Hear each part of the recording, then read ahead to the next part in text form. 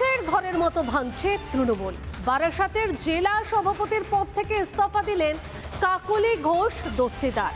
দলেরই ভরাডুবির জন্য তিনি দায় চাপালেন আইপ্যাকের ঘাড়ে। এরই পাশাপাশি একদম সরব হলেন তিনি। অস্বচ্ছতা এবং অনিয়ম যে সমস্ত কিছু ঘটেছে, একাধিক বিষয় নিয়ে তিনি সরব হলেন, এমনকি অনৈতিক বৈভব নিয়েও সরব হলেন। আচ্ছা, এত কিছু বলে তিনি ঠিক কাকে ইশারা করলেন? বিগত ৫-৭ বছরের এই বৈভব, এতে আমি অভ্যস্ত নই। ভোটে ভরাডুবি হতেই তৃণমূলের বারাসাত জেলা সভাপতির পদ থেকে পদত্যাগ কাকলি ঘোষ দস্তিদারের। দলের বিরুদ্ধে দুর্নীতি, অস্বচ্ছতা সহ ঘুরি ঘুরি অভিযোগ বারাসাতের তৃণমূল সাংসদের। বিগত কয়েক বছরে যে বৈভব, যে অস্বচ্ছতা, যে দুর্বৃত্তায়ন ঘটেছিল, তাতে আমার কোনো সহমত ছিল না এবং সেটা নিয়ে আমার অনেক বাতানুবাদ হয়েছে। বিগত ৫-৭ বছরের এই বৈভব, এতে আমি অভ্যস্ত নই। ১৫ বছর ধরে সরকারে ছিল তৃণমূল। ক্ষমতার দম্ভে মাটিতে পাই পড়তো না নেতাকর্মীদের, এমনটাই দাবি কাকলি ঘোষ দস্তিদারের। দুর্বৃত্তায়ন ঘটেছে সর্বস্তরে এবং সেই দুর্বৃত্তায়ন মধ্যবিত্ত মানুষ নেয় না, এবং যে অসৎ আচরণ ঘটেছে সেটাও মানুষ নেয় না। একটা অহমিকা হয়ে গিয়েছিল, সেই অহমিকাটাও মানুষ নেয় না। কর্মীদের মধ্যে ছিল, নেতাদের মধ্যে ছিল। বেশ কয়েক বছরে দলের সর্বময় নেত্রীও ধরাছোঁয়ার বাইরেই চলে গিয়েছিলেন, এমনটাই দাবি করেছেন বারাসাতের সাংসদ। কথা বলিনি, কেননা কথা বলাটা খুব মুশকিল হয়ে পড়ে, ফোনে টোনে পাওয়া যায় না। উনি তো ব্যস্ত থাকেন, খুবই ব্যস্ত থাকেন, সেজন্য ওনাকে কয়েক বছর থেকে আর ফোনে কথা বলা যায় না।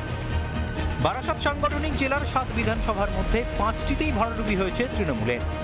সেই হারের দায় অবশ্য সম্পূর্ণভাবে আইপ্যাকের ঘাড়েই চাপিয়েছেন দলত্যাগী জেলা সভাপতি। হঠাৎ করে কোনো ভূমিকর সংস্থা আসলো, তারা এসে ধমকালো। সবচেয়ে বড় কথা যে এইখানে এসে এইখানে বসে ধমকে যাচ্ছে। নাম আপনারা বুঝে নিন। হ্যাঁ, তাই এবারে ভোটটা আপনি দেখুন, সারা বাংলা জুড়ে ভোটের অবস্থাটা দেখুন। সর্বনাশ করার মূলে যদি কেউ থাকে, তাহলে ওই সংস্থা একেবারে সর্বনাশ করে দিয়েছে। কাকলি দেবীর বোধোদয় বড্ড বিলম্বিত। এত বছর ধরে দলের সাংসদ, বারাসাত সংগঠনের দায়িত্বে রয়েছেন তিনি। তখন কেন দলের দোষ দেখতে পাননি? নাকি দল ডানা ছাঁটতেই বুলি ফুটেছে সাংসদে? কিছুদিন আগেই তো লোকসভায় তৃণমূলের মুখ্য সচেতক পদ থেকে সরিয়ে দেওয়া হয় কাকলিকে। তৃণমূল তো ফিনিশিং পর্যায়ে চলে গেছে। যা পরিস্থিতি হয়েছে, আমি সেদিনকে ফেসবুকে পোস্ট করেছি যে মমতা ব্যানার্জির গলার কাটা হয়েছে অভিষেক ব্যানার্জি। এই মমতা ব্যানার্জি যবে থেকে অভিষেককে লিডার বানাতে চাইতো, নেতাকে নেতা বানাতে চাইতো, নেতা মানে ঘর বসে যে নেতা হয়, সেটাকে যখন নেতা বানাতে চাইতো, তো তখন থেকেই তৃণমূলের পতন শুরু হয়েছে। গুড়ের গন্ধে যেমন মাছি ভন ভন করে, ঠিক তেমনি ক্ষমতার গন্ধে তৃণমূলের আশেপাশে ভিড় জমিয়েছিলেন অনেকে। সংগঠনে মাটির কোনো ভিত্তি ছিল না, তাই তো ভোটে হারতেই তাসের ঘরের মতো হুড়মুড়িয়ে ভেঙে পড়েছে সংগঠন। পদত্যাগ করছেন দলের অনেক ল্যাম্প পোস্টই। টিটক বিশ্বাসের রিপোর্ট, রিপাবলিক বাংলা। নানা ধরনের কন্টেন্ট দেখার জন্য লাইক করুন, শেয়ার করুন আমাদের ফেসবুক পেজ, সাবস্ক্রাইব করুন আমাদের ইউটিউব চ্যানেল। পাশাপাশি অন্যান্য ব্রেকিং নিউজের জন্য অবশ্যই চোখ রাখুন রিপাবলিক বাংলায়।